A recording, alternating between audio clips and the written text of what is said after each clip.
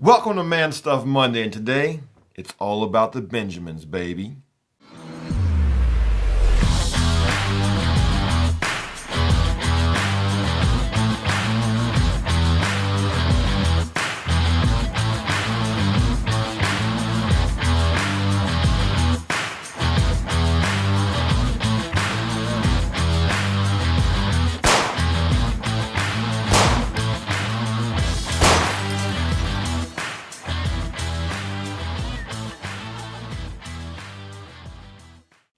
Real quick shout out to Benjamin number one. My son Benjamin was born last week, so a shout out to him, as well as a shout out to my wife, who did an amazing job of birthing a 10-pound, 9-ounce man child.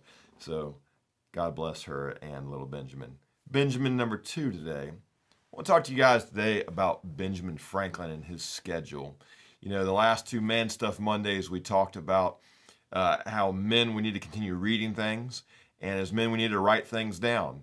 I want to look at Benjamin Franklin's daily schedule and kind of combine those two thoughts. Because man, if somebody ever accomplished things in their life, it was Benjamin Franklin. Like, the list of his accolades are pretty incredible. Everything from being an inventor to being a writer to being a newspaper owner to being a government dignitary, and all the things that he did at the beginning of our nation as a founding father.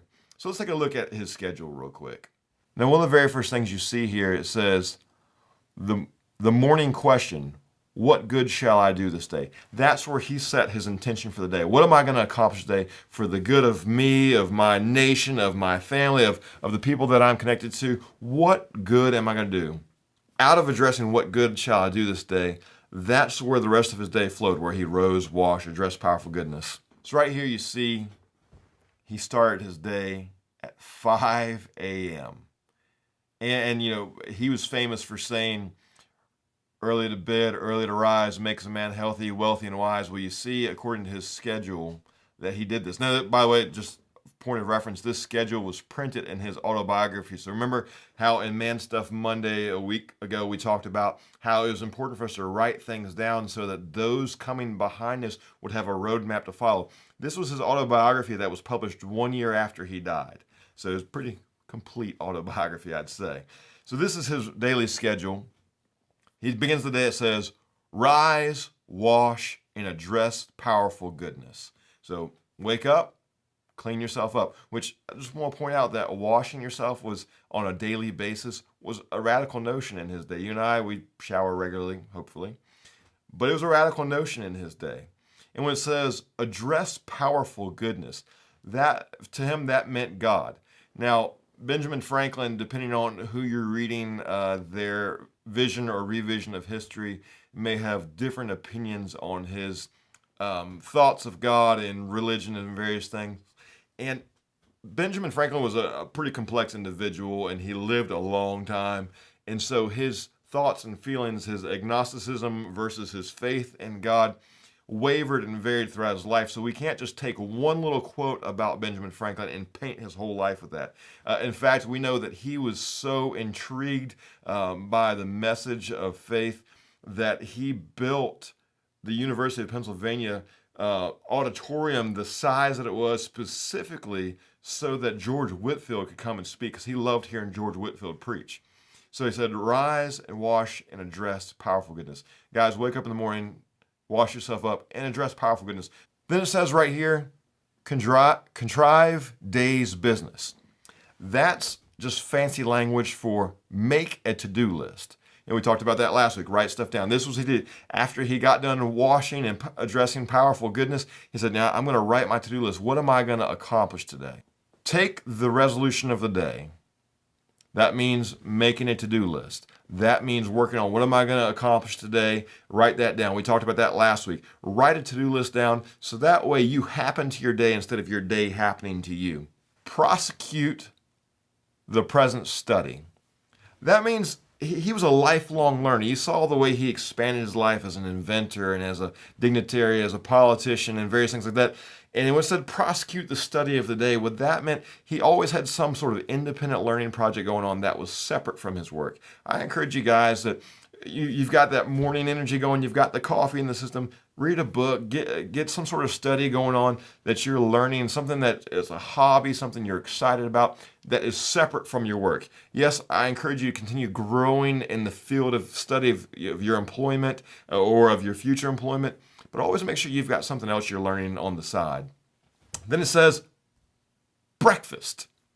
I love breakfast. Now, there's some studies out there today that people are saying the breakfast is probably not as good as we thought. The studies are intriguing to me, but they're not intriguing enough for me to give up bacon. After breakfast, you see him breaking up his day, his work day, into 3 chunks. Right here, you see 8 o'clock, 9 o'clock, 10 o'clock, 11 o'clock, work. Then you see that same term work right here at 2 o'clock, 3 o'clock, 4 o'clock, and 5 o'clock. Now you notice right there sandwiched in the middle of the day, it says read or overlook my accounts and dine. So when you see the way he broke his workday up into 3 segments, work, read, overlook my accounts and dine, and then work, you see that he's probably having a working lunch break, but he's doing light work. Whereas he's taking on the heavy stuff right off the bat. He's taking on the big rocks, the most important things, getting them done. But he's got an active lunch. I encourage you to mix things into your lunch. When you're going out to dine, you're overlooking your accounts, reading something that is related to your work, the easy stuff, balancing some things. For me personally, on Mondays, in addition to making Man Stuff Monday, I take care of some easy stuff on Monday because most of you guys have followed me for a while. You know my day job, I'm a pastor, and Monday for pastors, like we're hungover on Monday, and it's a mess. So I take care of the easiest things that I can do on Monday, and I don't take a day off on Monday. I take my day off when I'm fresh. I don't want to give my worst day to my family. I want to give my best day to my family. So Monday, I come in, I call it Mundane Monday. I'm going to take care of all of my easy tasks. I'm going to balance things. I'm going to make deposits, those sorts of stuff. So you see him, he breaks his day up into 3 sections: work, read, overlook my accounts, dine, work. Then at the end of the workday, it says, put things in their places. He resets to 0. He says, you know what?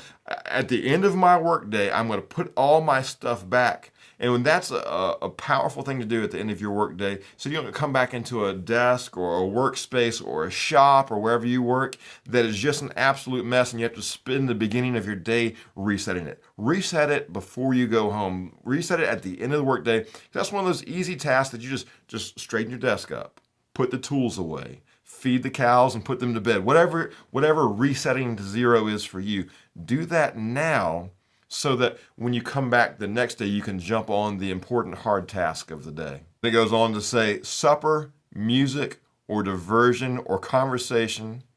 You see where he valued this recreation of the day, having fun, doing things, meeting with people.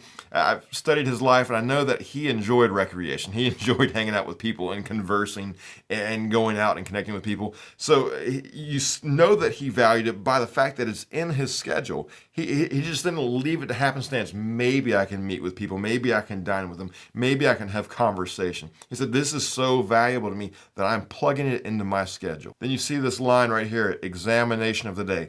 That's where he re-asked the question, the evening question, what good have I done today? So not only did he set a priority in the morning when he asked, what good will I do?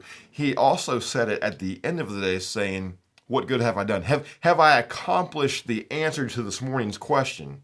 And one of the nice things about that was, he said in his autobiography was, I learned how much failing I had, yet I had the pleasure of watching the improvement. So Benjamin Franklin, he had a schedule. It was set. There's some things that if I were to write his schedule, I may do it a little differently. I would add some exercise in there. I'd add some breaks in there, which I imagine there were breaks in his schedule, but breaks are important. Siesta time, I remember when I was a senior in college, this was nearly 15 years ago, I was taking 18 hours of upper level courses. I was running 2 separate ministries. I was working on my ministerial credentials. I was looking for a job for when I graduated and trying to maintain some semblance of a social life. And the mantra of my day became this: plan your work, then work your plan.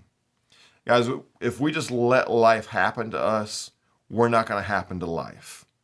And the tyranny of the urgent will run your day. But if you schedule your day, if you have a set schedule and you know what you're doing and you say, this is my to-do list and I'm going to accomplish these things, you're going to be someone who changes the world.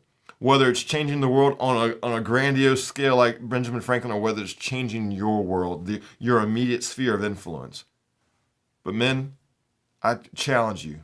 Get a pencil and paper out. Get a Google Doc out. However you schedule. Make a daily plan. This is Man Stuff Monday, Modern Mountain Man saying, God bless you. Go take your mountain.